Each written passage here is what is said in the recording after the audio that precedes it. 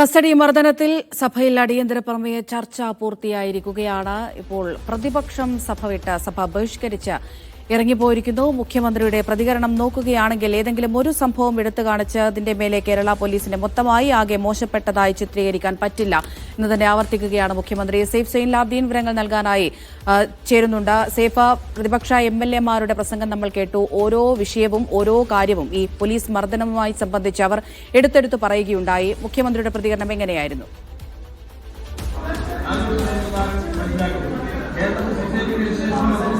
മുഖ്യമന്ത്രി ഏതാണ്ട് ഒരു മണിക്കൂറോളം നീണ്ടുനിന്ന മറുപടി പ്രസംഗമാണ് മുഖ്യമന്ത്രി നടത്തിയത്. അപ്പോഴും പ്രതിപക്ഷം ഉന്നയിച്ച വിഷയത്തിന് പരിഹാരം ഉണ്ടായിട്ടില്ല എന്നുള്ളതാണ് അതിൻ്റെ ഒരു പ്രത്യേകതയായി നമുക്ക് എടുത്തു പറയാൻ കഴിയുന്നത്. പ്രതിപക്ഷം ആവശ്യപ്പെട്ടത് ഈ സ്റ്റേഷൻ മർദ്ദനവുമായി ബന്ധപ്പെട്ട് കുന്നംകുളത്തും മറ്റുമുണ്ടായ ആ വിഷയത്തിൽ തെറ്റുകാരായ ഉദ്യോഗസ്ഥരെ സർവീസിൽ നിന്ന് പിരിച്ചുവിടണമെന്ന് പറഞ്ഞുകൊണ്ടാണ് പ്രതിപക്ഷ നേതാവ് പ്രസംഗം അവസാനിപ്പിച്ചത്. അതിനുശേഷം മുഖ്യമന്ത്രിയുടെ മറുപടി പ്രസംഗത്തിനിടയിലും പ്രതിപക്ഷ നേതാവ് ഇത് മുഖ്യമന്ത്രിയുടെ ശ്രദ്ധയിലേക്ക് കൊണ്ടുവരുന്നുണ്ടായിരുന്നു. അദ്ദേഹത്തിന് നടപടിയെടുക്കാൻ വേണ്ടി അദ്ദേഹം തയ്യാറാണോ എന്നുള്ള ചോദ്യം മുഖ്യമന്ത്രിയുടെ മുന്നിലേക്ക് പ്രതിപക്ഷ നേതാവ് വെച്ചു. പക്ഷേ മുഖ്യമന്ത്രി ഇതുവരെ സ്വീകരിച്ച നടപടികൾ വിശദീകരിച്ചു എന്നതിനപ്പുറത്തേക്ക് ഈ ഉദ്യോഗസ്ഥർക്കെതിരെ നടപടിയെടുക്കുമോ എന്ന കാര്യത്തിൽ ഒരു വ്യക്തത വരുത്തിയിട്ടില്ല. 2016 മുതൽ 2025 വരെയുള്ള കാലയളവിൽ ഏതാണ്ട് 148 പോലീസ് ഉദ്യോഗസ്ഥർക്കെതിരെ നടപടിയെടുത്തു, അവരെ പിരിച്ചുവിട്ടു എന്ന വിശദീകരണം മുഖ്യമന്ത്രി നൽകി. ഈ വിഷയത്തിൽ മുഖ്യമന്ത്രി സ്പെസിഫിക്കായി പറയുന്നില്ല എങ്കിൽ പോലും മുഖ്യമന്ത്രി കാര്യം സൂചിപ്പിച്ചത് ഇത് അവർക്കെതിരെ നേരത്തെ അച്ചടക്ക നടപടി എടുത്തിട്ടുണ്ട്, സസ്പെൻഷൻ അടക്കമുള്ള നടപടികൾ അവർക്കെതിരെ എടുത്തിട്ടുണ്ട്. ഇനി കൂടുതൽ നടപടി വേണമോ എന്നുള്ള കാര്യം അത് വിശദമായ പരിശോധനയ്ക്ക് ശേഷം ആ കാര്യം തീരുമാനിക്കാം എന്ന് മാത്രമാണ് മുഖ്യമന്ത്രി സൂചിപ്പിച്ചത്. അതായത് ഇതിൽ ഒരു വ്യക്തത, പ്രതിപക്ഷം ആവശ്യപ്പെട്ട കാര്യത്തിൽ ഒരു വ്യക്തത വന്നിട്ടില്ല. അങ്ങനെയാണ് പ്രതിപക്ഷം ഒരു നാടകീയ നീക്കം നടത്തിക്കൊണ്ട് ഒരു സമരത്തിലേക്ക് കടന്നിരിക്കുന്നത്, ഒരു സത്യാഗ്രഹ സമരത്തിലേക്ക് അവർ കടന്നിരിക്കുന്നത്.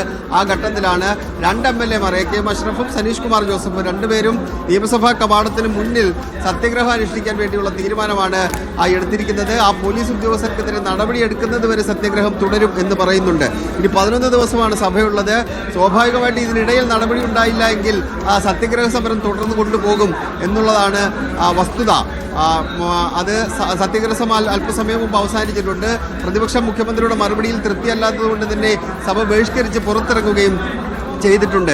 മറ്റ് സർക്കാരുകളുടെ കാലത്ത്, ഇപ്പോൾ പ്രതിപക്ഷമാണെന്നുണ്ടെങ്കിൽ ഈ സർക്കാരുകളുടെ കാലത്ത്, 2 പിണറായി സർക്കാരുകളുടെ കാലത്ത് പോലീസ് സ്റ്റേഷനുകളുണ്ടായ മർദ്ദനവും രോഗമർദ്ദനങ്ങളുമായി ബന്ധപ്പെട്ട വിഷയങ്ങളിൽ ഊന്നിയപ്പോൾ ഭരണപക്ഷ MLA-മാർ ചെയ്തത് കഴിഞ്ഞ സർക്കാരുകളുടെ കാലത്ത് അത് വിവിധ വിഷയങ്ങൾ ഉയർത്തുന്നുണ്ട്. ഇപ്പോൾ മുത്തങ്ങയുമായി ബന്ധപ്പെട്ട വിഷയം ഉയർത്തുന്നുണ്ട്, ഉമ്മൻചാണ്ടി സർക്കാരിൻ്റെ കാലത്തുണ്ടായ വിഷയങ്ങൾ ഉയർത്തുന്നുണ്ട്. അങ്ങനെ കഴിഞ്ഞ UDF സർക്കാരുകളുടെ കാലത്തുണ്ടായ പോലീസ് അതിക്രമങ്ങളുമായി ബന്ധപ്പെട്ട വിഷയങ്ങൾ ഉയർത്തി പ്രതിരോധം തീർക്കാനാണ് ഭരണപക്ഷം ശ്രമിച്ചത്.